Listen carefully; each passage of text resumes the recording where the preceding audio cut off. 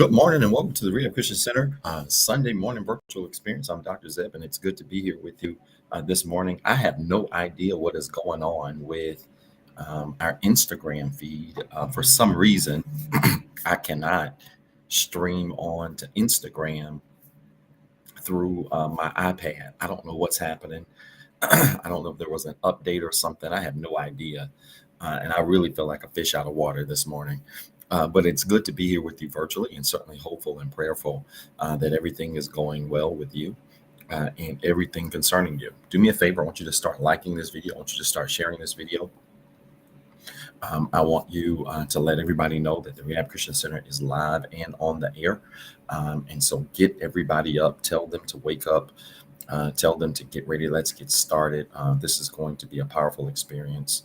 And again, I'm so grateful that all of you have joined us this morning and are tuned in with us on this morning. Start liking the video again, share the video, and let everybody know that we are on today.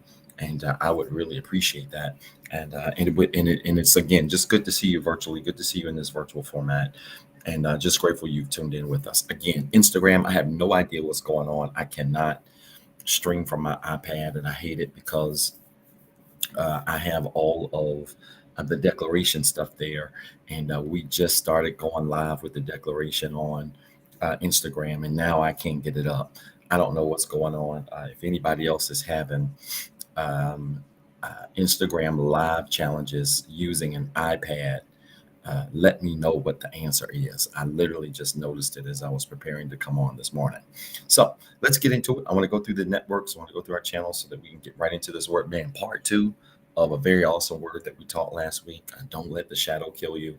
And I'm excited and ready to teach this word, and so grateful you've tuned in. Facebook, good morning to you. Thank you so much for tuning in. Those of you that are tuned in via Facebook, it is good to see you virtually. Thank you for being with us this morning. If you're on Facebook, I want you to like this video. If you really enjoyed this broadcast, I want you to love this video. Hit that share button, hit the @ symbol, tag 5 people and tell them to tune in and let them know that we are live and on the air this morning. This is going to be a powerful time, powerful word, and we are grateful to have you with us, Facebook family. Instagram, good morning to you. Those of you that have tuned in virtually via Instagram, thank you and welcome to the Rehab Christian Center Sunday morning experience. I am grateful to be here with you and so grateful that you've tuned in. If you're on Instagram, I want you to fill it up with hearts. Let me know you're on Instagram if you're there. And then not only fill it up with hearts, I want you to hit that @ symbol Instagram, and I need you to start inviting people right now. Tell them to get up. Tell them to wake up, tell them to tune in, and tell them to get ready for part 2 of this very powerful message. I am excited to teach it with you, to you, excited to be here with you this morning, and just grateful you have tuned in, grateful you've tuned in from wherever you are to be here with us. So again, good morning, Instagram. I apologize again for the stream. I have no idea. Maybe Instagram did an update or something. I don't know. But I'm so sorry that we cannot get the declaration and the live feed going from Instagram the way we normally have it. But we're glad to be here with you and so glad you've tuned in with us this morning. YouTube, good morning to you. Those of you that have tuned in via YouTube, thank you so much for joining us, for being a part of our broadcast this morning. We had so much interaction on YouTube last week, and just grateful for those of you that did tune in on YouTube. If you are not following our YouTube channel, you need to subscribe to our channel. You can find us at TheREHABCC. That's at TheREHABCC on YouTube. You can find us there, and I want to encourage you to do that. Find our channel, subscribe to our channel. Like this video, hit that share button, and tag as many people as you can, and tell them to get in and to be a part of this very awesome experience this morning. I've got a part 2 of this series coming, and I'm grateful you've tuned in. Good morning, everybody. People are saying good morning everywhere, and I try to catch as many comments as I can and try to stay as focused as I can at the same time. But I'm grateful that you've tuned in and so glad to be here with you. Now, let's get into the declaration. Again, Instagram, I am so upset this morning. I have no idea what is going on with the iPad and with the Instagram live function. It is not showing anymore. And knowing Instagram, they may have removed that from iPad. Who knows? Nevertheless, I am here, and we're going to get right into the declaration. Again, Instagram, please forgive me. You can't see it. Open the curtain so we can see your face. Y'all can see my face. I hope y'all can see my face. If you can't see my face, I will close the curtain so it's better. If you cannot see my face, Instagram, let me know, and we'll make that happen so that you can see us. Let's get into the declaration this morning. If this is your first time tuning in, every single Sunday we go through our declaration. People ask, what does REHAB stand for? What does your church is really called REHAB? Yes, it is. It's called REHAB, and it stands for Restoring, Evangelizing, Evangelize, Hope, Alternatives, and Breakthrough. It is the 5 pillars by which we operate our ministry, and we always, every Sunday morning, go through the declaration. And so I want to challenge you where you are to go through the declaration with us. Wherever you are, stop what you're doing, and if you cannot see the declaration on your screen, just repeat after me. I try to read the declaration as slow as I can so that you can follow along. But let's go through the declaration this morning so we can get right into the message. All right, so let's go through it. Start with me. Say it with me. Restore. We declare that everything that is broken, lost, hurt, or destroyed that belongs to us and has been designed by God is restored. My faith is restored. My joy is restored. My mind is restored. Even my lost time is restored. I am no longer broken. The fact that I'm alive means I have another chance. My faith has restored me. And right now, his love is making me whole. Evangelize. Say it with me. We declare that God helped us so we can help somebody else. He loved me when I was unlovable. He changed me when I was a mess. His love lifted me when I was down. I'm not perfect, but I'm free. And anything that came for me can't keep me. Because I'm free, my circle is next. My family is saved. My friends are blessed. My plans are successful. My goals are ahead of schedule. And anything connected to me is blessed, just like me. Hope, say it with me. We declare that everything that is missing is not lost. In Jesus, I have hope. And this hope makes me confident. It doesn't matter what happens to me or around me. I'm going to win. My relationships are winning. My goals are winning. My family is winning. My neighbor is winning. This city will win, and my row has the victory. My past is defeated, and my future is brighter today than it was yesterday. Alternatives. Say it with me. We declare that God made us different. I'm a royal child, the light of the world, and the hope of my city. I respect the past, but I don't look like what I've been through. I love the church, and my life is balanced. I love coming to church, but I like flights, boats, and vacations. My whole life is blessed. I am the head and not the tail. I am above and not beneath. I am a lender, not a borrower. And every place I go belongs to me. Breakthrough. Say it with me. We declare that God has a breakthrough with our name on it. I have some challenges, but I am not defeated. No weapon formed against me can prosper. And I know that all things are working for my good. Things are not breaking down. They are about to break through. There is a breakthrough in my career. There is a breakthrough in my home. There is a breakthrough in my health. There is a breakthrough in my finances. I am here on purpose for a purpose, and everything that went wrong is getting ready to turn around. Did you make that statement with me today? Did you make any of those statements with me today? If you did, I want you to type in the comments right now, really quickly. It's going to get better. Would you do that? Type it in the comments. It's going to get better. I'm here to declare to you today that God is literally getting ready to take situations in your life and make them better today than they've ever been before. It's going to get better. I need you to believe that. I need you to declare that all week long, regardless of what life throws you, regardless of what comes your way. I need you to make that declaration that things are, in fact, going to get better for me. They're getting better for my family. They're getting better concerning my career. They're getting better concerning my finances. They're getting better concerning my health. They're getting better concerning my mental wellness. I need you to make these declarations. And if you make these declarations and really believe it, you have no choice but to see things in your life get better. Things are going to get better for you. I believe that. I absolutely receive that for your life. And I need you to walk in that kind of favor all week long. Would you do me that favor?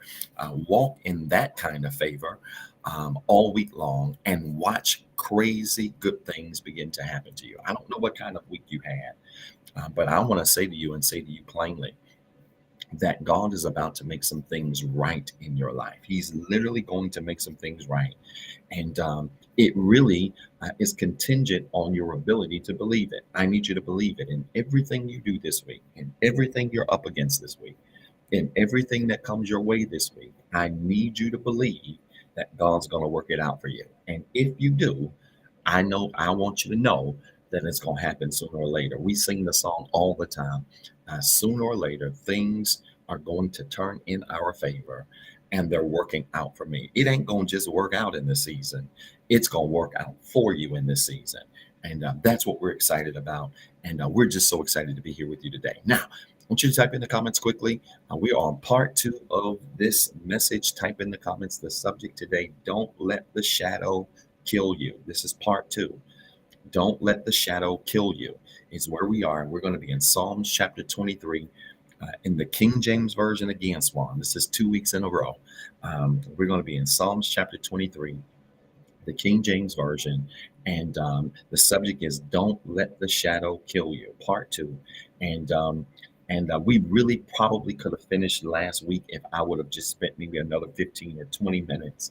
But we really, it got out of hand last week. And so I'm going to give you part 2 today. And we're going to hurry up and get out of here so we can catch our flight and not miss it.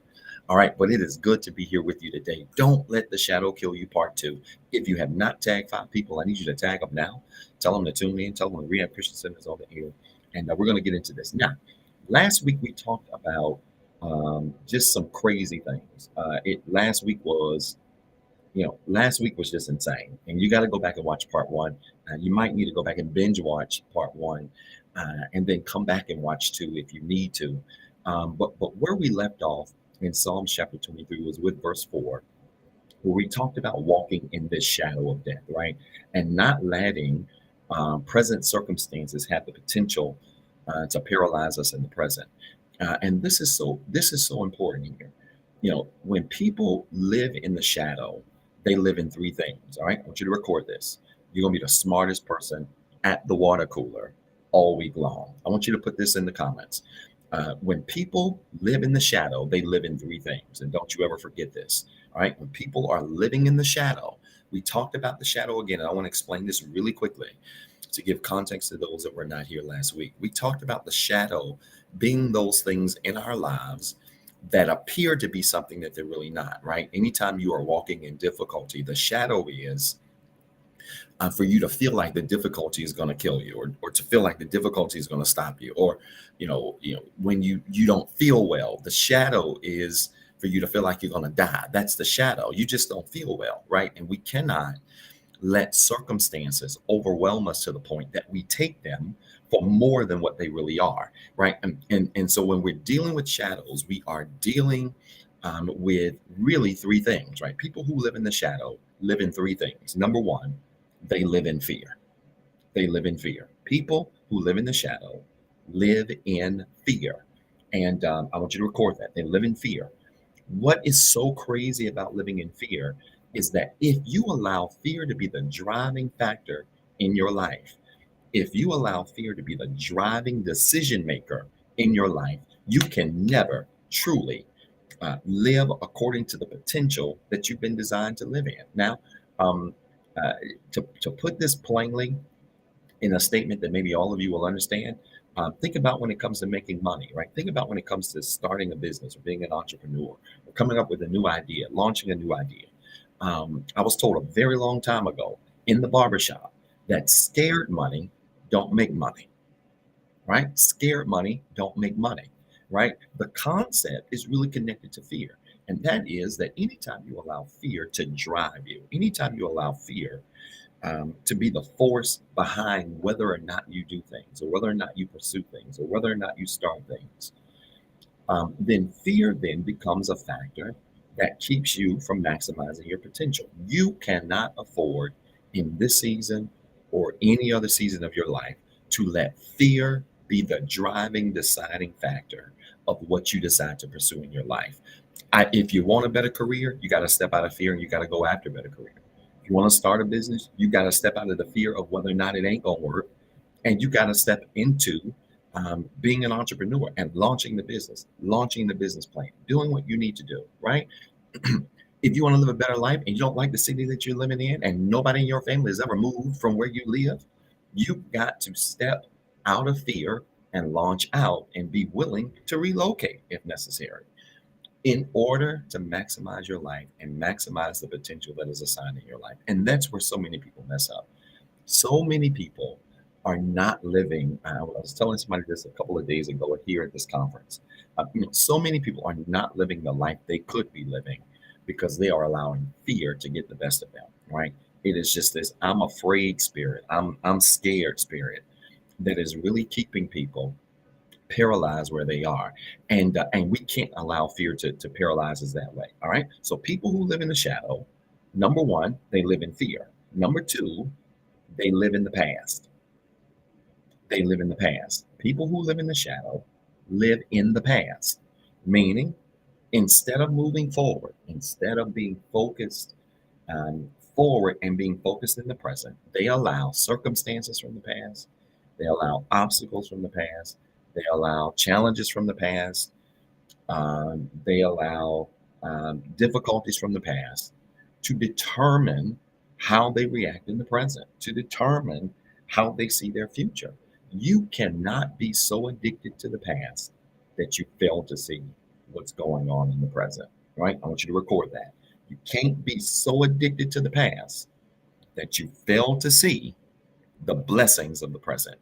Don't be so addicted to the past that you fail to see the blessings of the present. And so many people, man, from career challenges to relationship hurt. Some of y'all ain't dating nobody. Some of y'all, have.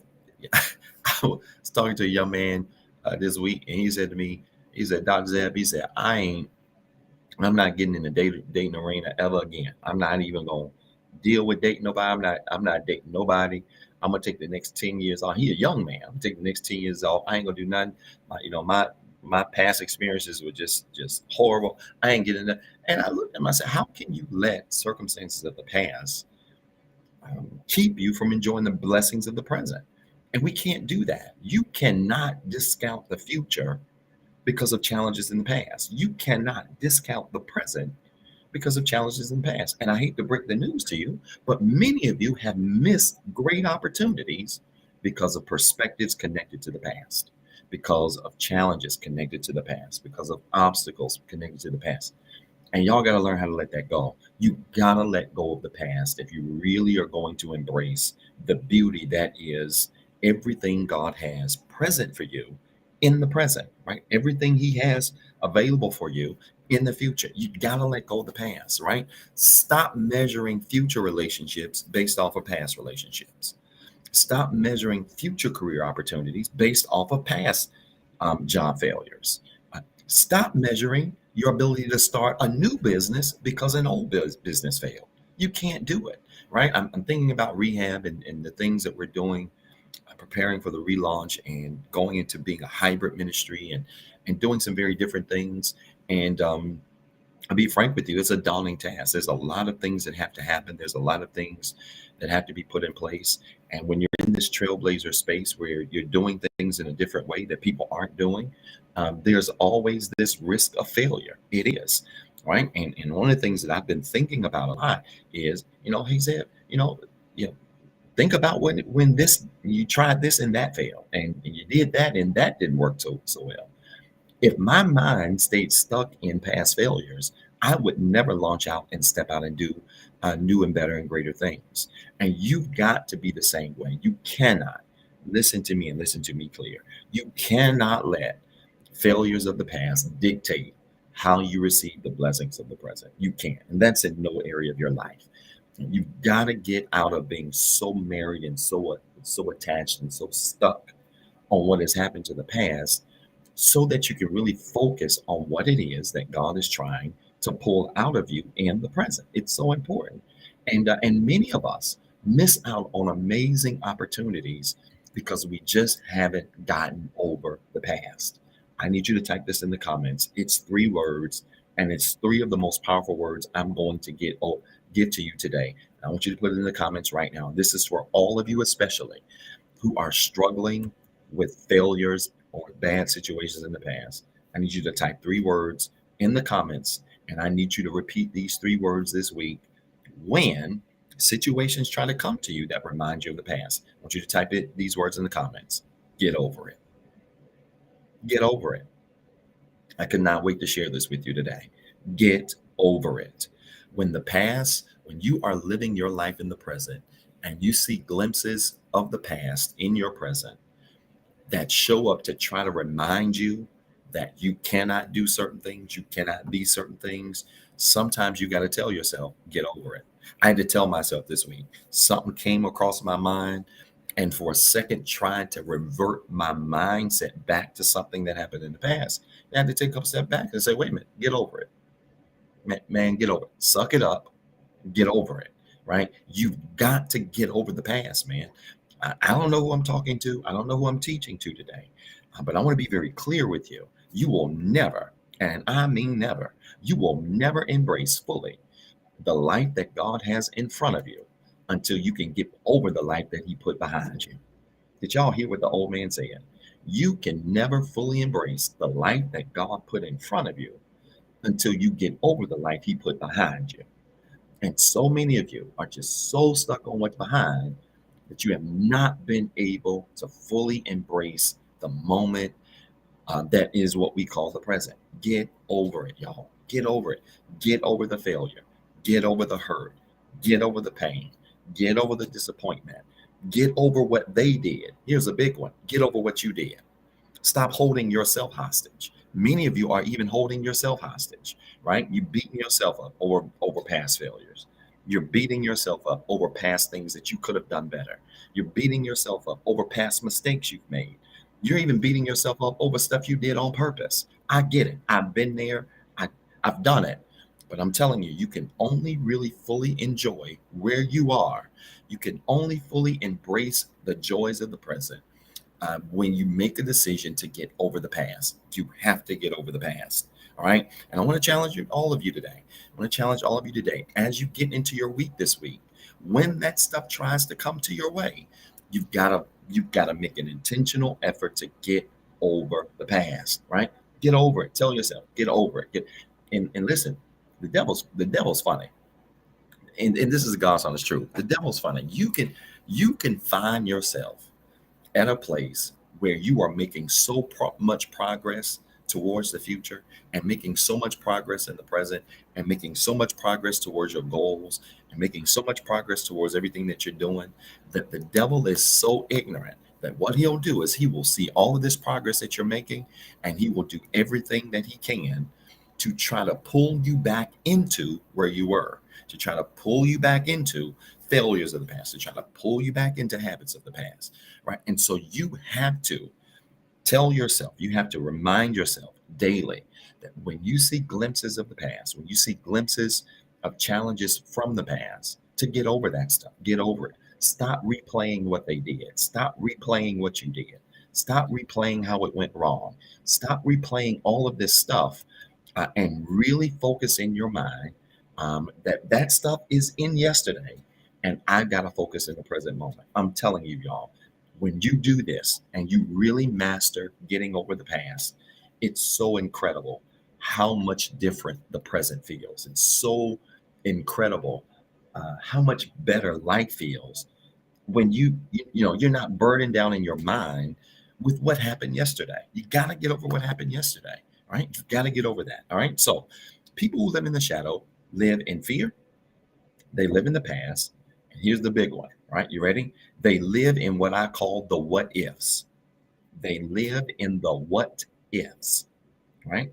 People who live in the shadow live in what I call the what ifs, meaning that sometimes their lives are so paralyzed by what could go wrong or what might go wrong, or what might happen, that they never fully embrace the opportunities to do greater things, to do better things, to be in better situations, to go after better careers, right? To be in better relationships. You're so worried about if it's going to fail. You're so worried about if the business won't work. You're so worried about if the new idea won't take flight, that you allow the what ifs to keep you paralyzed on the sideline. And a mentor had to remind me of something. It was a few weeks ago. He and I were talking, and he said something that was a really good reminder. And he said, Zeb, don't ever forget, the only people that have ever failed are the folks that never tried. Okay. The only people who have always failed are the people that have never tried. And somebody needs to hear this today. You're so worried about failure that you allow your fear of failure, or the what if it doesn't work, to keep you on the sideline. And the only people that are failing, really for real, are the people who never try. Even if you try, if you try, and even if you fail, at minimum, you can say that you gave living a better life. You gave having the business. You gave having a good relationship. You gave all of these things that you pursued your best effort. And if you've given them your best effort, even in failure, I've discovered this, that even when I pursued things and they failed, I still ended up in a better position with failure than I was if I would have just sat on the sideline. Is that making sense to anybody? See, sometimes we measure, this is good. Sometimes we measure success whether or not, based on whether or not something works, or based on whether or not something, goes well. But I'm here to tell you that sometimes you've got to measure success based on your willingness to step out on faith and do it anyway, right? Here's 3 more words, y'all. I could not wait to give you. This is for all of you that are thinking about going back to school. This is for all of you that are thinking about starting a business, starting another business, starting a nonprofit, whatever you're trying to do. This is for all of you that have been faced with job opportunities that seem bigger than your experience, that seem bigger than where you are. This is for all of you that are thinking about pursuing new and better relationships in your life. They might be friendships, they might be romantic relationships, or whatever. This is for all of you um, that are fearful of taking the necessary steps to get your health in order. All of those things. This is for those of you that want to go back to school, that want to get a certification, but you feel like you're too old. You got kids and you feel like you ain't gonna be able to manage it and be able to do it. And you played all of these scenarios in your mind. How are you gonna do this? How are you gonna do this? I got 3 more words for you. You ready? Put this in the comments right now. You're gonna be the smartest, most powerful person at the water cooler tomorrow. For all of you that are walking in those what ifs, I need you to say this week. Do it anyway. Do it anyway. Do it anyway. I like that, Michelle. Sometimes you're going to do it and you're going to be afraid, but you got to do it anyway. Sometimes you're going to do it and you're going to be nervous, but you got to do it anyway. Sometimes you're going to do it and it's not going to make sense how it's going to work, but you got to do it anyway. Sometimes you're going to do it and you ain't going to know what you're doing, but you got to do it anyway. I had to put on a couple of events here in Baltimore, and was really busy this week. You go to conferences sometimes and You think conferences give you an opportunity to rest. I worked like a slave this week. And for what I was told, this ain't even a busy time like it normally is for this conference. And at an event that we did that was a great success. I had never done the event before. And in a new city that I'd never done the event in, around people that I don't know who don't know me. But I had to adopt this mantra: do it anyway.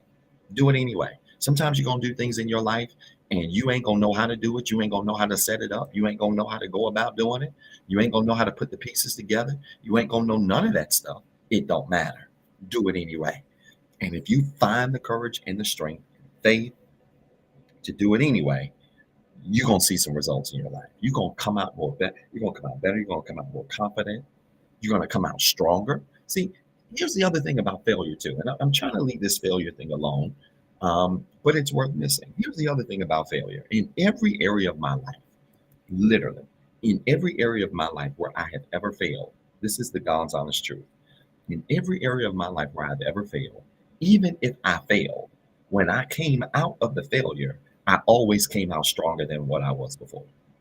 I don't know who I'm talking to today or who else can relate to this, but I'm telling you from personal experience that even if I failed in a business or I failed in a job or career or relationship, whatever, if I failed in anything in my life, I always came out stronger after the failure than what I was before I tried what I was doing, right? Before I pursued what I was doing, right? So even in failure, you can still find strength, right? Right? Even in failure, you can still find strength. And these are things that I remind myself of when I'm pursuing new things, going after new things, trying new things, creating new things, right? This is, my third book. I talked about the 7 traits of a trailblazer. This is one of the challenges trailblazers go through. When you're blazing trails and doing new things and innovative things, there is always this great risk of failure. It's always there, right? But trailblazers find the courage to do it anyway, right? Even if it doesn't make sense, even if it's hard, even if it's difficult. Here's the big one: even if they got to do it alone, they do it anyway, right? How many of you? Let me see by show of hands. I want you to put the hand emoji up if I'm talking to you right here. How many of you have ever had to do things without support? Right? You've had to do things without support. You've had to do things without people in your corner. You've had to do things without family support. You've had to do things without friend support. You've had to do things that didn't make sense to people. You've had to do things by yourself, right? You've had to do things and you felt like, I told somebody this about a week ago. Some days I feel like I'm on an island by myself. And I I can't I can't really describe this the way I want to describe it. But sometimes when you are doing different things, you're doing innovative things, or you're just different altogether.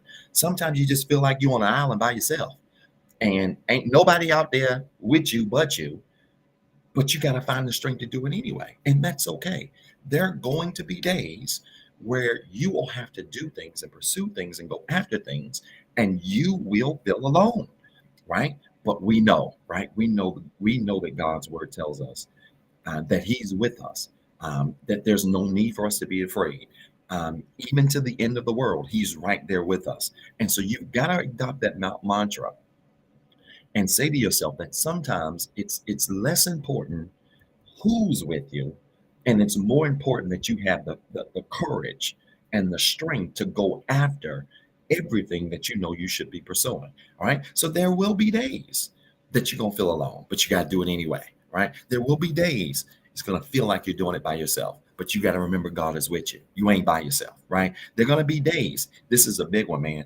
There are going to be days where you're going to be surrounded by a lot of people, but you're going to feel by yourself, right? You're going to be surrounded by a lot of people. You're going to be known by a lot of people. You're going to touch and impact a lot of people, and still feel like you're in a corner by yourself. I know exactly what that feels like, but that's okay. Even in those times, you got to remind yourself God is with you, right? And because He's with me, I will not fail, right? Because He's with me, I'm going to find the strength to do it anyway. I'm going to find the strength to walk in my purpose anyway. I'm going to find the strength to go get the degree anyway, right? If I don't know who's going to watch the kids, right? I don't know how I'm going to handle, taking 3 classes, working 40 hours, raising 3 kids. doing all of these things and still keeping it in the road. But I'm gonna find the courage to do it. And even if I got to do it by myself, I'm gonna do it anyway. Right? This is the mindset that the trailblazer, the believer who is the trailblazer, has to take. Right? You don't let the what ifs get you. You don't let the what ifs get to you, and you don't let this shadow, right, this looming possibility of failure, linger over your life so much that it paralyzes you from stepping forward and doing what you need to do. I like this spin chair. I had to get a spin chair like this when I do the broadcast because I can spin from camera to camera. I like this, right?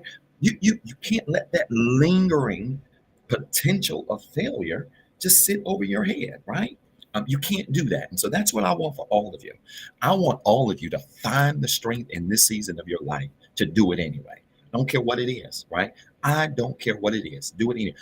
Doctor said, what if it fails, right? Nobody's ever thought of a business like that.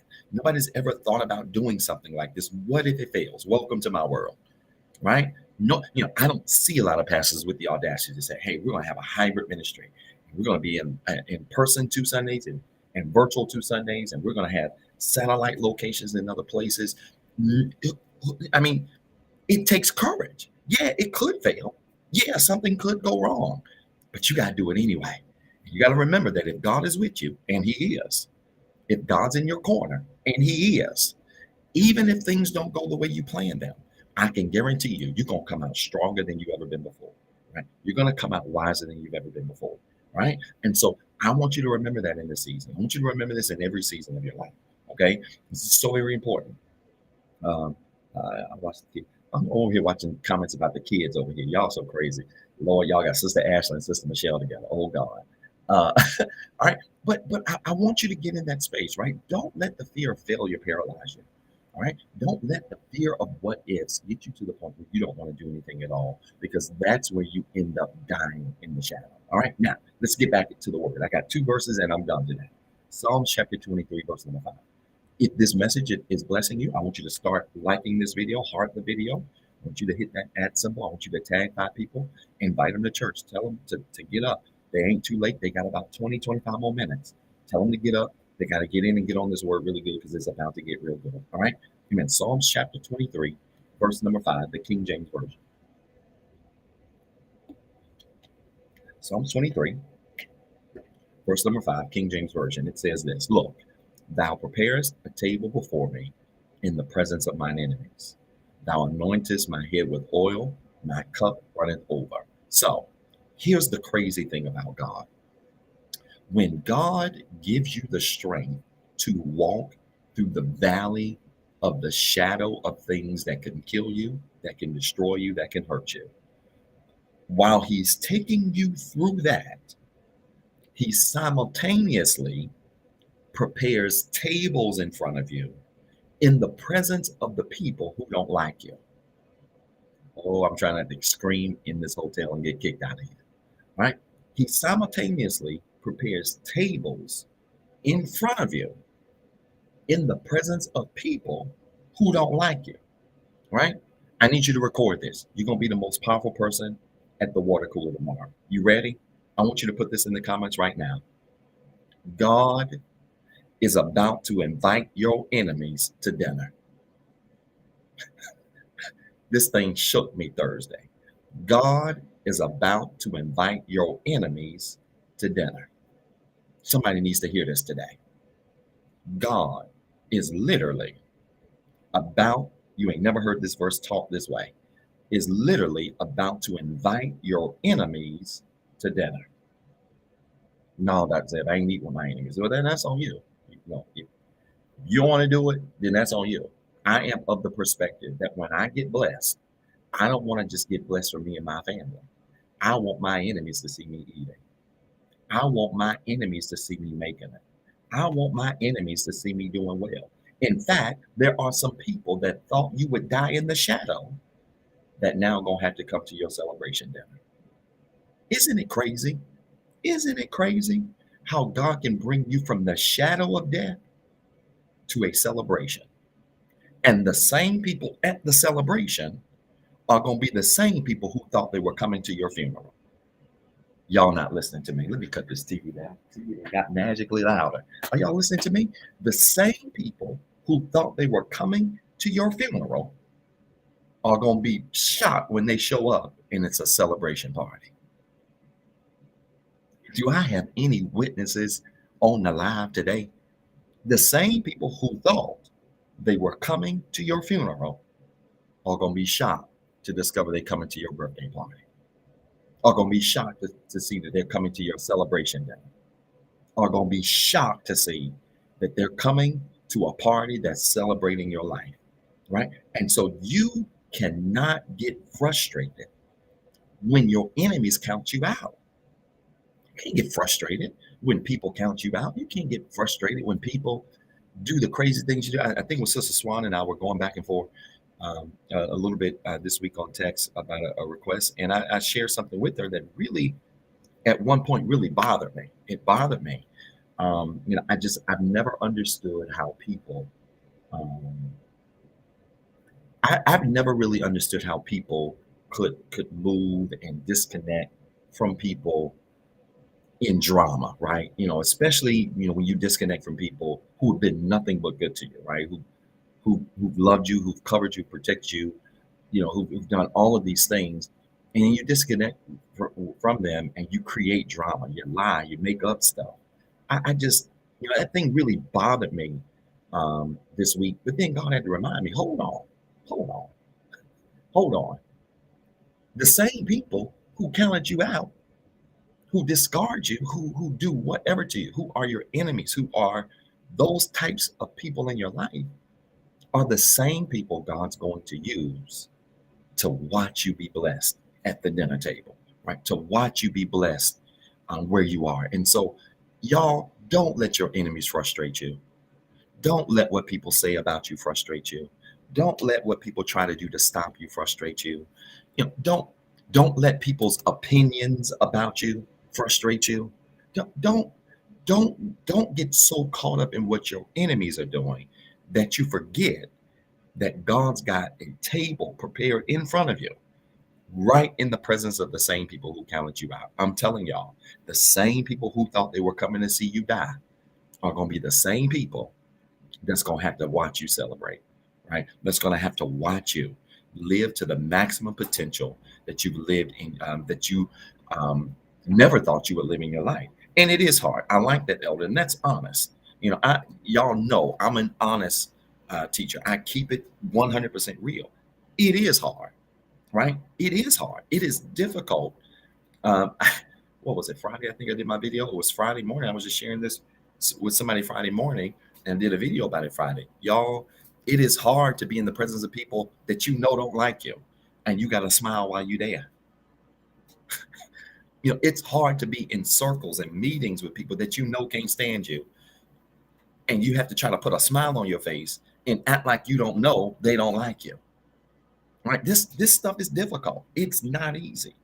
But I'm telling you, real strength comes when you can be in the presence of your enemies, but be excited that they're in your presence, because you know that when you get blessed, they're going to have to watch you be blessed.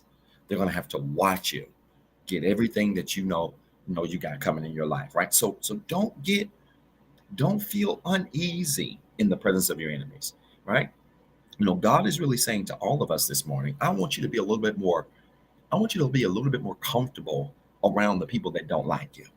Are y'all listening to me? Right? I want you. Maybe God is saying to us, I want you to be a little bit more comfortable around the people that don't like you, comfortable in situations around people that make you uncomfortable. I want you to be a little bit more comfortable there because it's just a preview of what's coming. I love y'all, right? I know I've got a lot of friends and members and supporters and folks, guests that tune in every single week, that pray for me, that support me, that encourage me. And I can't say to you all enough just how much I love you and appreciate you. That's the easy part. I also know I got a lot of people that want me to fail. I also know I got a lot of people that hope I fall flat on my face. I also know that I got a lot of people whose day will be made if I don't make it. And here's the good news. I want y'all at my party too. My party ain't just for my friends, it's for my enemies too. And don't worry, I'll have security in the house. All right, Brother Jay, where you at? I will have armed security in the house. Let's just be clear. All right. I'll have security in the house, but I even want my enemies at the table. Why? Because I don't want to be promoted just in the presence of people who like me. I want to be promoted in the presence of people who can't stand me. Right. Because when you can be successful in spite of your enemies, it has to be God. When you can be kind in spite of your enemies, it has to be God. Come on, somebody need to talk to me, because some of y'all have had to work with people you know can't stand you. Oh Lord, we talking about the people being armed now. Some of you have had to work with people that you know can't stand you, and you've had to be nice every single day. And if you can do that, if you can do that, it's a clue. It's a sign that God is with you, right? If you can be nice to your enemies and you know they can't stand you, if you can be cordial to your enemies and you know they hoping you fail, that's a sign that God is with you. So y'all stop fighting folk that's trying to fight you. I don't know who I'm teaching to this morning, but I feel like I'm teaching to somebody. Y'all stop trying to fight people that's trying to fight you. Stop trying to hurt people that's trying to hurt you. Stop trying to get back at people who tried to get at you. Stop trying to do tit for tat with people. Stop trying to return back to people what they did to you. Stop trying to do, and it is draining. Sister Ashley, I agree. It is draining. It's draining. It's hard. It's frustrating. Swan and I were talking about texting back and forth about the situation, and that thing really hit me. Like I really wanted to reach out to somebody and just completely go in. And then I had to remember, no, it is the job of your enemies to keep you focused on God. It's the job of your enemies to keep you focused on your purpose. It's the job of your enemies to keep you focused on the plans you have set for your life. You cannot let what they are doing get you off course. You cannot let what they say get you off course. You've got to stay on course. Why is that important? Well, not only is he going to put a table in the presence of your enemy, look at the B clause of verse 5. He's going to anoint your head with oil, right? When what is symbolic of our heads being anointed by oil with oil, the symbolism of your head being anointed with oil is that you are covered or protected, right? So when you go to church, I want to explain this for those of you that did not grow up in church. I've got, I brag on this a lot. We got a lot of first generation members that are part of rehab in person and virtual, that did not grow up in church. So they don't understand, why does that preacher put oil on your head? What does that mean? Well, it's symbolic of you being covered. It's symbolic of you being protected, right? And so it's not ironic here that David said, number one, God's going to prepare a table before me in the presence of my enemies. Two, he's going to anoint my head with oil, which means when I'm in the middle of them, he's going to protect me from the people that's around me. He's going to protect me from the enemies that are around me, right? He's going to protect me from the situations around me that I might not know about, right?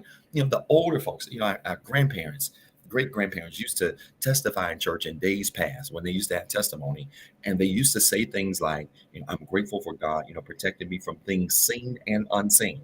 It's a very powerful testimony. That's what being anointed is all about, right? This is why I challenge all of you. If you do not have oil in your home, I want to challenge all of you to get a bottle of oil in your home. I don't know how I'm going to pray for the oil of those of you that are virtual members. I got to figure that out. Swan, I need you to help me solve that problem.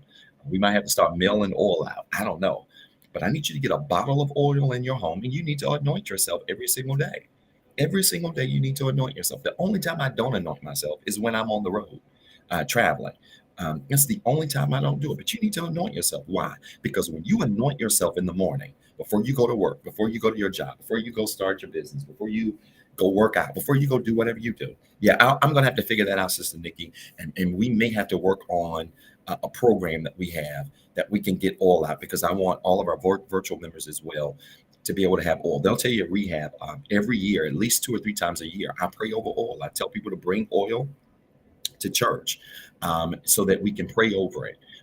And really, honestly, and I'm getting questions. This is good. Sister, the other Nikki says, what kind of oil? It really can be any kind of oil, right? The power is not in the oil. The power is in your faith behind the oil. I ain't got time to deal with this, right? Um, but the power is really in your faith behind the oil. You can get oil out of the grocery store, but that's one of the reasons why I like to anoint it and pray over it, right? Because I know the jokes are about to come. Here comes Michelle. I was going to say in 5, 4, 3, 2, or 1. Here comes Sister Michelle. I knew it was coming, right? But I definitely will do that. I think we need to figure out a program, a way. Sister Swan, I'm going to put you and probably Sister Nikki on this. We need to figure out a way to ship oil to do that. I don't even know what to do. I'm in territories where I've never been before. I've watched people on TV ship out oil. I don't know how they do it, but but we need to figure this out. Um, because I don't want y'all getting Crisco like Sister Michelle and then talking about some pastor, talking about some anoint myself, and you got a big white spot on your head.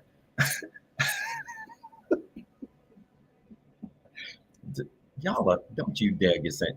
Boy, y'all some sensitive somebody. I'm gonna get you, other Nikki. I'm gonna get you. Boy, focus something else.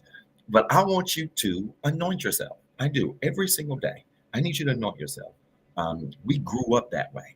Many of us, especially those of us that grew up apostolic, Pentecostal. Listen, man, you could barely put your hat on because your head was so slick. You couldn't touch doorknobs in your house and get a good grip. What in the world am I doing? Not supposed to? Because your mom and dad, everybody didn't put oil on the doors, right? We grew up believing in the power of anointing ourselves, and I still believe in that to this day. You need to anoint yourself.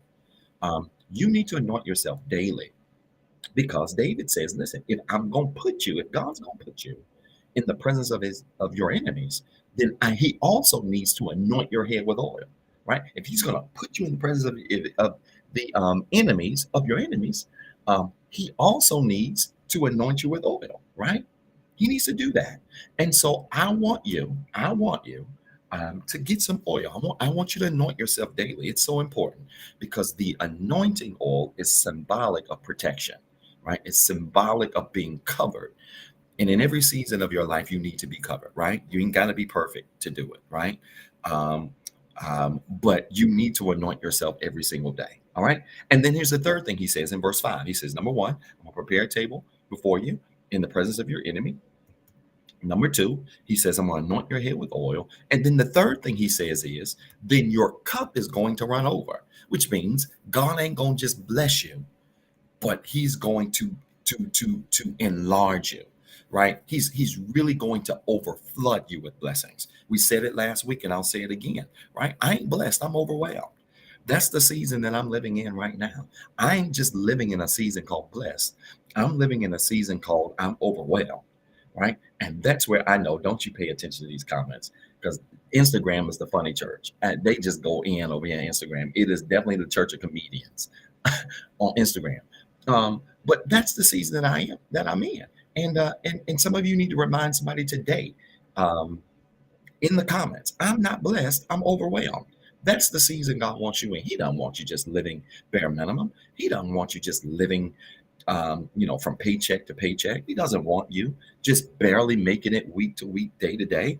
He wants you not only blessed, He wants you overwhelmed with blessings. He wants you overflooded with blessings. And the only way you do that is by positioning yourself to be okay in uncomfortable situations, right? The whole idea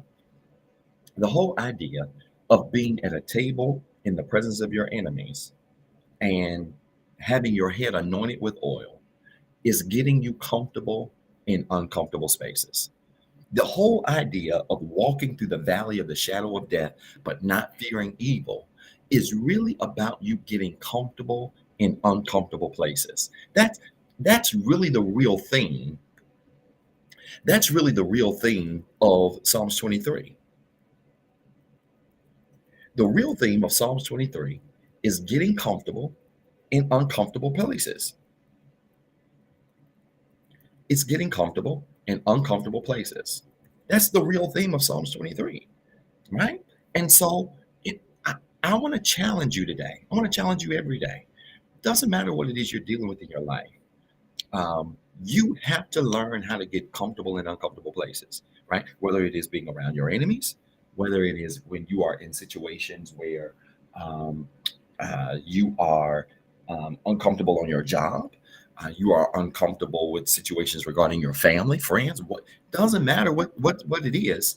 You got to get comfortable in uncomfortable places, because the quicker you can get comfortable in uncomfortable places, the easier it's going to be for you to really realize the blessings and the overflow of blessings that God has for you. I want to admit this, and this is the God's honest truth again.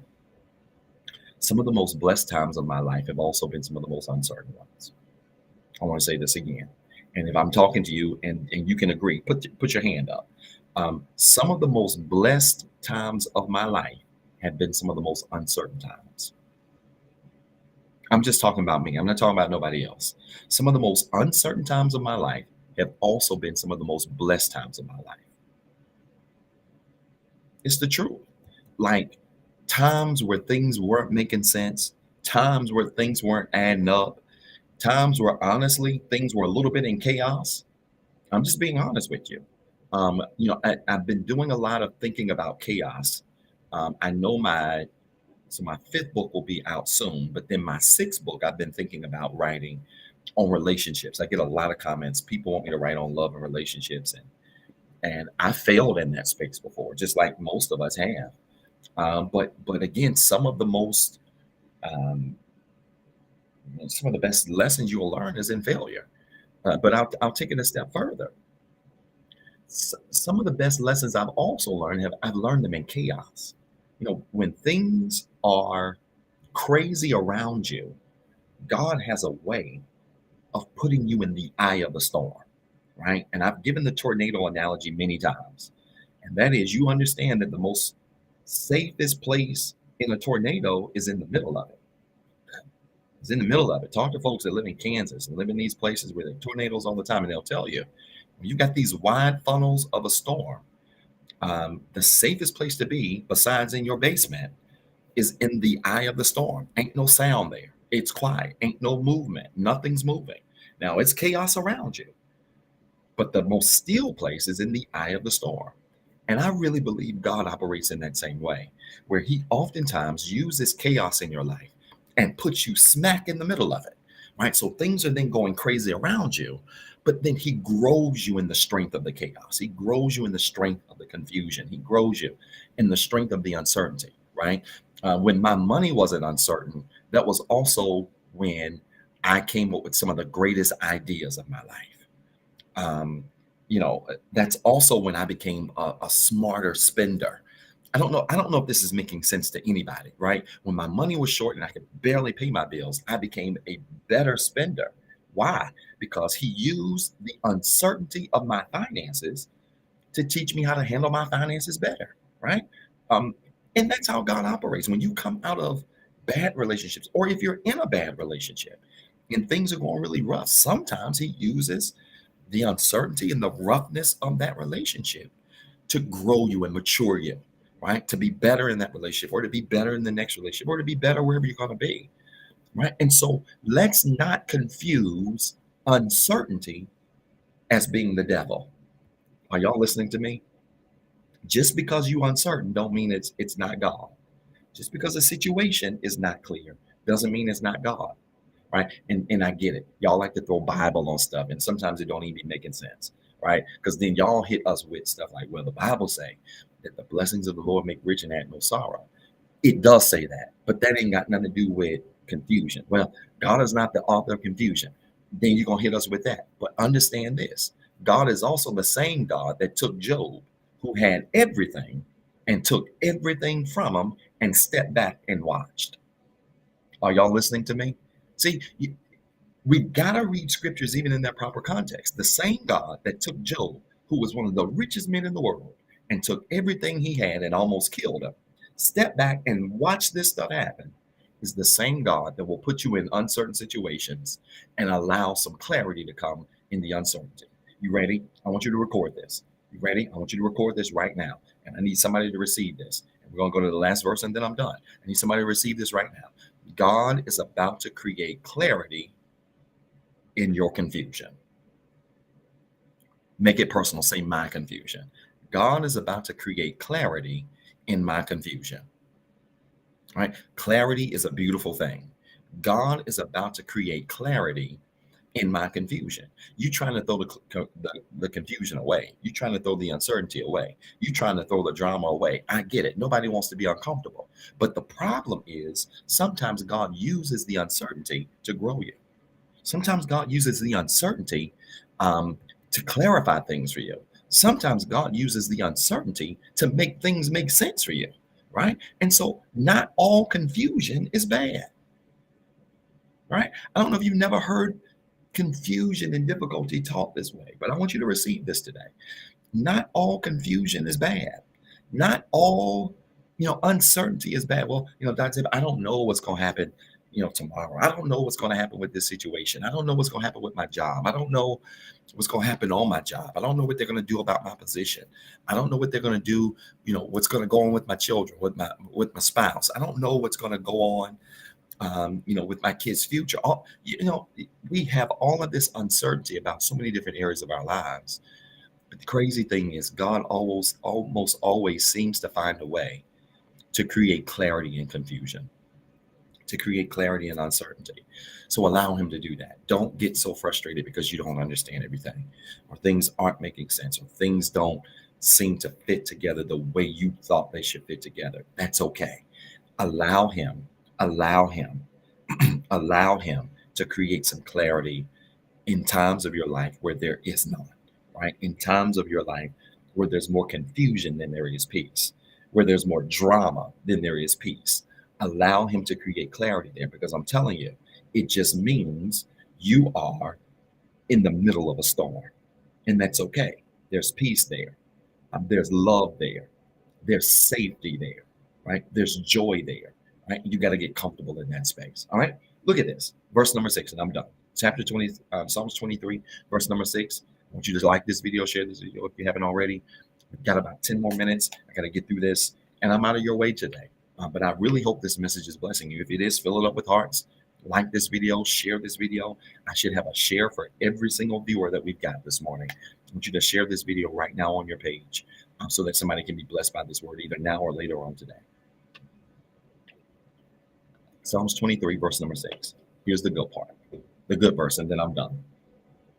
So after God brings us through the valley of the shadow of death, after he prepares a table for us in front of our enemies, after he anoints our head with oil, after we move from being blessed to being overwhelmed, here's the best part. Verse number 6. Surely goodness and mercy shall follow me all the days of my life, and I will dwell in the house of the Lord forever. Right? Which means that when God brings you through all of these things, and you come out of these things, and you move on to the next thing, he's going to send goodness and mercy with you. Right? Somebody needs to hear this, that it doesn't matter where you are in your life. If you came out of the last thing, God sends you to the next thing, but he sends you with goodness and mercy. Right? So you never, wow, this is good. You never come out of a situation. You never come out of a situation that God brings you through without goodness and mercy following you. Without goodness and mercy following you. You never literally come out of any situation without goodness and mercy coming with you, right? If you survived anything, if you survived a bad job, you came out, and when you came out, goodness and mercy was with you. It doesn't matter what you survive. The good news is that when God is with you, he sends goodness, he sends mercy, he sends grace, he sends mercy. He sends these things with you as you come out of one situation and you go to a next one, right? And so sometimes, and this is really important, and I like that, Crystal. I'm glad you received this, Crystal, because this is a very powerful word, and I want to say it this way, so that everybody is really clear here. Sometimes you can go through situations that are so rough that you literally begin to question yourself to the extent of, will I ever be the same? Right? Have you ever gone through something that was so rough that you begin to then question, when I come out of this, I don't think I'm gonna ever be the same person.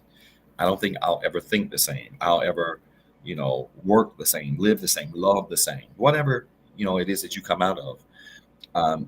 It is the trick of the devil, frankly, for you to go through situations and think in your mind that when I come out of this, I'll never be the same me. right? I'll never be the same me. Here's the good news. Well, the bad news is this. Let me give you the bad news first. The bad news is you will never be the same. Okay. There are some situations you will go through that when you come out of them, you will never be the same. That's the bad news, right? And for some of you, that means being a different person. For some of you, that means spending in a different way. For some of you, that means living in a different place. For some of you, that means taking a totally different career path. For some of you, um, that means losing, the love of your life, losing people you thought you would never lose. It could mean a whole range of things, right? The bad news is, in some situations you go through, you will never be the same, right? When those situations are over, you will never be the same. The good news is that when you come out, you're going to 9 times out of 10 be better. So you may never be the same, but if goodness and mercy is following you, you're guaranteed to be better. And here's the thing, y'all can keep being the same. Some of you want to move from job to job and you want to be the same. Some of you want to move from relationship to relationship, you want to be the same. Some of you want to move from this space to this space and you want to remain the same. Y'all can have that. I would rather come out of what I'm in and come out and be better because of what I went through, right? So again, the bad news is there are things in your life that are guaranteed that when you come out of them, you will never be the same, right? You won't see things the same. You won't love the same. You won't see people the same. You won't see circumstances the same. You won't. But the good news is that if you learn in those situations, when you come out of those situations, you really should be better when you come out than you've ever been before. So keep being the same. They can have that. Come out better, right? And how do we come out better? We know we come out better because goodness and mercy is going to follow you when? I like that. All the days of your life. Not just some of the days, but all the days. Goodness and mercy are going to follow you. And when you know that to be the case, then you don't worry about being the same, right? You don't worry about being the same. If your kids go through something, you don't worry about them coming out the same. You hope that when your kids experience things, I know I do, I hope that when my kids go through things and experience different things, they don't come out the same person. I want them to come out as better people, right? Come out better, come out stronger, come out wiser, right? It's far more important that you come out better than you come out the same. So, let's get off of this thing. Well, I'll never be the same. This happened to me and I'll never be the same. They said that and I'll never be the same. They did this and I'll never love the same. They did this. Come out of that. None of that matters. How about saying, I came out of this and not only am I not the same, I'm better now. I'm wiser because that happened. I'm wiser because I had to sit at the table with my enemies. I'm stronger because I had to live in the valley of the shadow of death.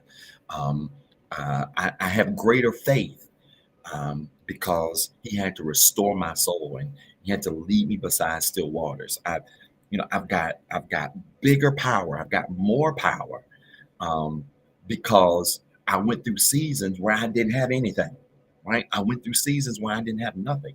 I got big faith now because I went through seasons where I could barely pay my bills. Right? I went through seasons where I could barely make ends meet. I could barely know how, me and my family were going to survive from one week to the next, from one day to the next, right? Stop looking at situations like, oh, I'll never be the same because of my struggle. No, you won't. You should be better because of your struggle. You should be better because you had to go through the shadow and the shadow didn't kill you. You should be better because you had to experience low seasons of your life, right? So let's get out of this thing, right? Let's get out of this mindset of when I come out of stuff or I've been impacted by stuff or when difficult things have happened to me, I'll never be the same. So what?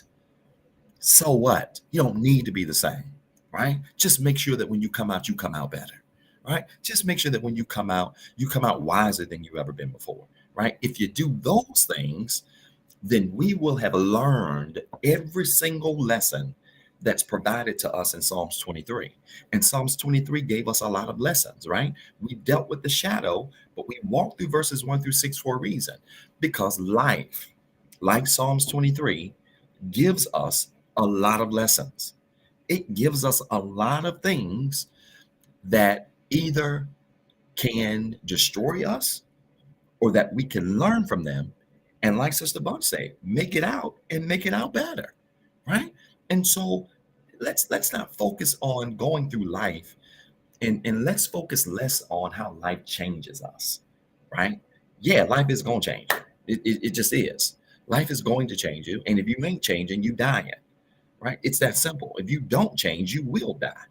You have to be dead if you ain't changing, to be honest with you, because there's no way you can survive life and not change. So let's focus less on how life is changing us and how situations have changed us, and focus more on the fact that not only do they change us, they make us better, right? That we're not the same. We're not the same people we were before. We're not the same mothers we were before, the same fathers, the same employees, the same business owners, the same sons, daughters, husbands, wives. We're not the same people when we go through shadow situations.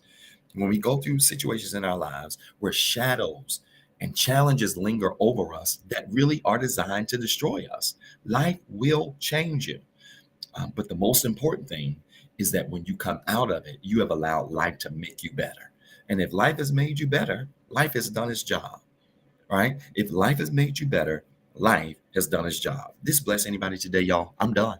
This bless anybody today? Was this series a blessing to anybody today? I did not mean for it to be two parts, but man, Psalms 23, I will never see Psalms 23 the same. I don't know about any of y'all. I will never see Psalms 23 the same, because this was one of the most powerful series we have ever taught. Don't let the shadow kill you. Somebody has to be reminded of this today. Somebody has to be reminded that life is filled with a lot of shadow, valley shadow experiences. But the good news is that you can survive in that. And not only can you survive in that, you can come out better because of the situation. You can come out better because of the shadow. You can come out better because of the valley. You can come out better because of all of the uncertain situations and moments in your life. All right. And so don't take those things personal. Allow those things to make you better. And then I promise you, you're going to feel better about your life. Listen, y'all, it's praying time. I want to pray for you. If anybody has a prayer request, if anybody has anything they want me to pray for, I want you to type it in the comments right now. Every morning, I'm up. I get up now, 4:50 every morning. I get up. I pray over your prayer request right before I work out. And I'm going to be up this week praying over your prayer request, praying over the things that you want me to pray for.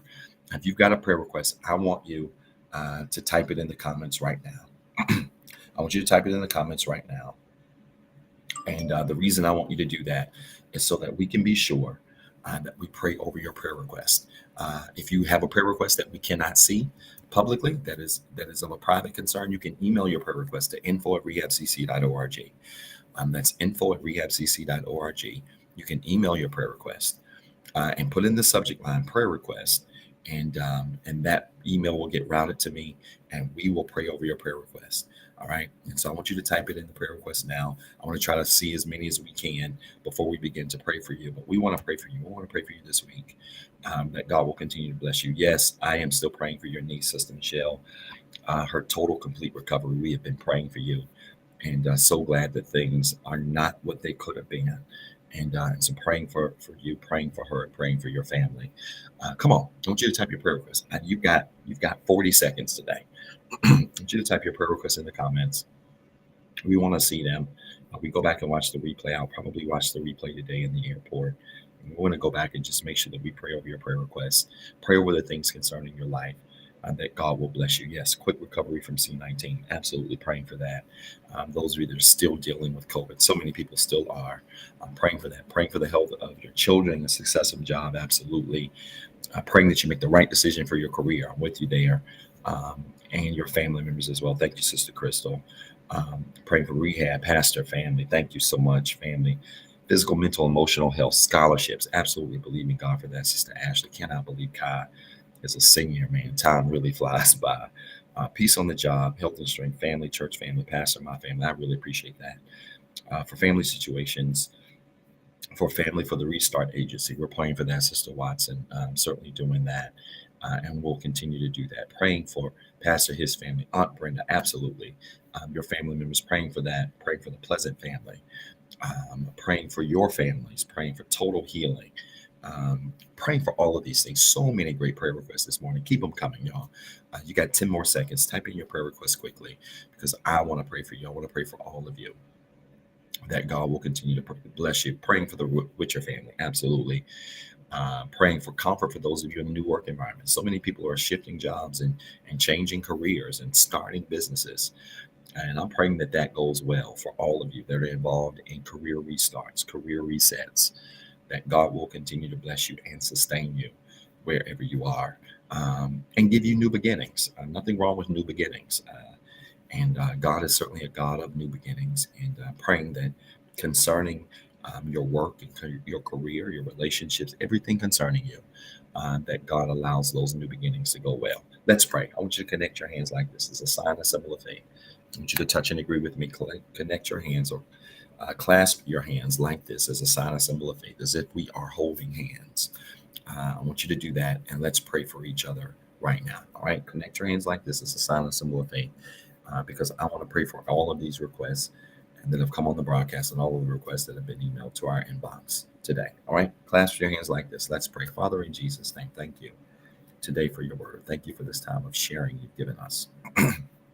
I pray that something was said that has encouraged somebody, that something through this series has reminded somebody of the importance of faith, has reminded somebody of the importance of not allowing fear to get the best of us, to get the best of them. But that this series has been a reminder that the shadow can't kill us. The shadow is really only a sign of what could happen. That our faith in you is always greater than anything that comes against us. That our trust in you is always greater than anything that might oppose us. So help us, God, to be able to move beyond the shadow. Help us, God, to be able to live beyond the shadow, to be able to work, to be able to function beyond the shadow, beyond the uncertainty, beyond uncertain times, chaotic times, and help us to remain focused in this season of our lives on our purpose, on our faith, on everything concerning the future and the plans you have for our lives. Now, God, we lift up every prayer request that has been typed in the comments. Every prayer request, we lift it up to you.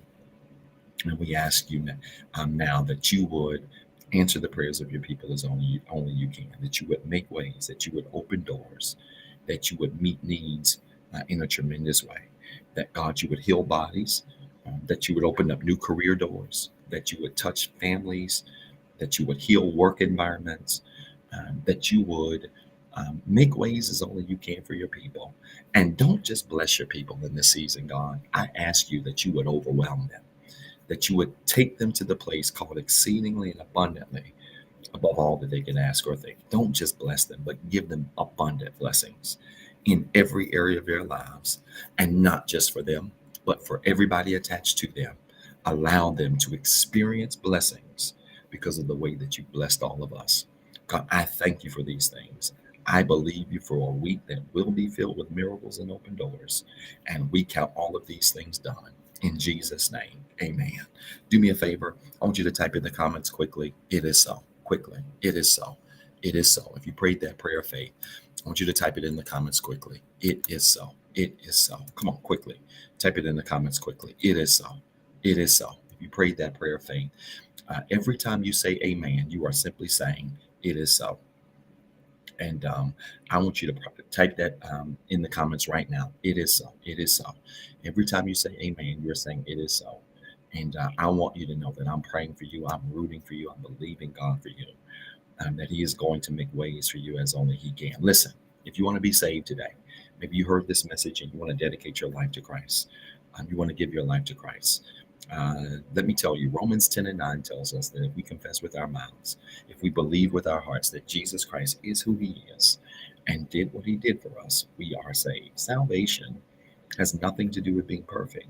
It's got everything to do with confession. It's got everything to do with believing you serve a God who is greater than your flaws, who's greater than your failures, who's greater than all of your shortcomings. So I want to challenge you today. If you want to be saved, if you're at the pool, I want you to get out the water. If you're at brunch, I want you to put down the eggs for 1 second.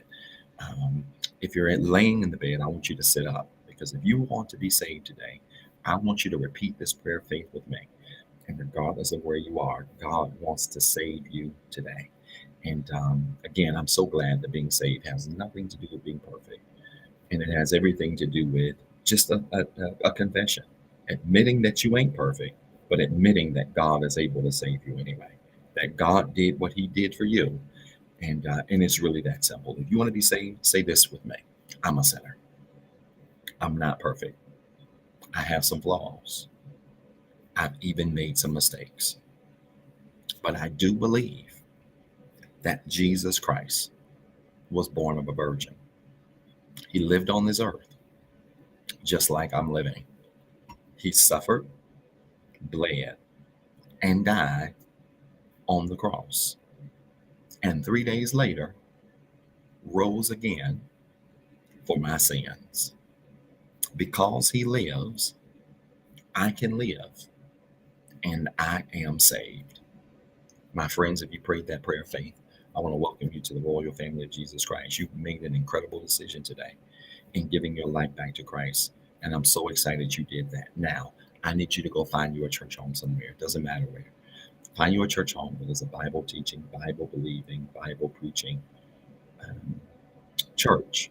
And be a part of that ministry. Dedicate your life, your time, your talent, your treasure to that ministry, so that you can continue to grow in your faith. Maybe you heard this message today and you want to be a part of this ministry. I want to challenge you today. If you want to be a part of our ministry, whether it's in person or virtual, I want you to type in the comments #membership. We would love for you to be a part of the Rehab Christian Center. We're not the largest church on the planet. We're not the biggest church on the planet. We're not the fanciest church on the planet. We're none of those things. We are by far the nicest church on the planet. And I was telling, I believe, Mr. Carlos this, we were talking about this about a week or so ago, that I really believe God does everything well. He does everything intentionally. You can't claim to be the nicest church and not be the nicest church. But we are the nicest church on the planet. And I would love to be your leader and walk alongside you during this spiritual journey that you're on. If you want to be a part of our membership, be a part of our ministry, just simply type in the comments #membership. One of our faithful moderators will reach out to you, get some information from you, and we'd be happy to welcome you to our ministry, regardless of where you are and where you live. All right. I want to challenge you to do that today. Now, finally, let me challenge you to give. This message, if this ministry has been a blessing to you, I want to challenge you to give today. I want to challenge you to sow into this ministry. This morning, first thing I did is pay my tithes. I paid my tithes, gave an offering this morning, CashAPPed it, and I always do that every single time I get paid because I believe in the importance of tithing and giving. God has sustained so much in my life because of my ability and willingness to give. And so I want to challenge all of you to give today. If this message and ministry has been a blessing to you, you can give one of three ways. You can give via Cash App at $REHABCCGIVE. That's $REHABCCGIVE. You can give through our website at www.rehabcc.org and simply choose online giving. Or you can text REHABWORKS to 88202. That's REHABWORKS to 88202. And right to your cell phone, you'll see a link. Click on it, follow that link, and you can give right from your cell phone. But again, I want to challenge you to give today. Cash App, $REHABCCGIVE. Website, www.rehabcc.org. Or you can text REHABWORKS to 88202. That's REHABWORKS to 88202. And right to your cell phone, you'll see a prompt. You click on it, and you just follow the instructions. And you can be a blessing to our ministry in either of those ways. But I want to challenge you to give today. And I'm so grateful for your giving. I'm so grateful for your support. And I know that God will continue to bless you because of the way that you have supported this ministry. Listen, I love you guys. I want you to enjoy your Sunday. We are back on regular schedule Tuesday for Life Study, 7:08 p.m. Eastern Standard Time. Giselle and Ford's basketball season is over. And so Giselle's fully focused on gymnastics, and Ford's about to get into some basketball camps and maybe on an AAU team this summer. We'll see. So I have my Tuesdays free again. And so we will be back regular time, 7:08 p.m. Eastern Standard Time. right here on the Rehab Christian Center. Join us this Tuesday. Make plans to join us this Tuesday for a powerful word. And we promise you, you will be blessed because of it. If you have not already, I want you to like this video. I want you to share this video with somebody. Tell them to tune in to this powerful word. If they need to binge watch it and go back to part one, make sure you tell them to do that as well. And we know they will be blessed because of it. But I really appreciate all of you getting up and tuning in this morning and joining in with us. And I look forward to seeing you this Tuesday night at 7:08 p.m. Eastern Standard Time. All right. I love you guys. I'm praying for y'all. I'm rooting for y'all. Have a fantastic, safe Sunday. And we'll see you on Tuesday.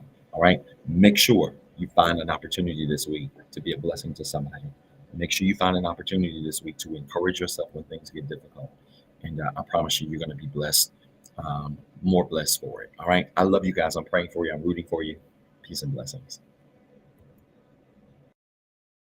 Thank you for watching the Rehab Christian Center live experience. If this broadcast has been a blessing to you and you would like to be a blessing to our leader, Dr. Zeb Talley III, you can sow a seed into his ministry by CashAPP at $ Pastor ZT3. It is our prayer that this message of hope encouraged, enlightened, and empowered you to be better. Please tune in Tuesday at 7:08 p.m. for our life study experience. And as always, be blessed and have a wonderful week.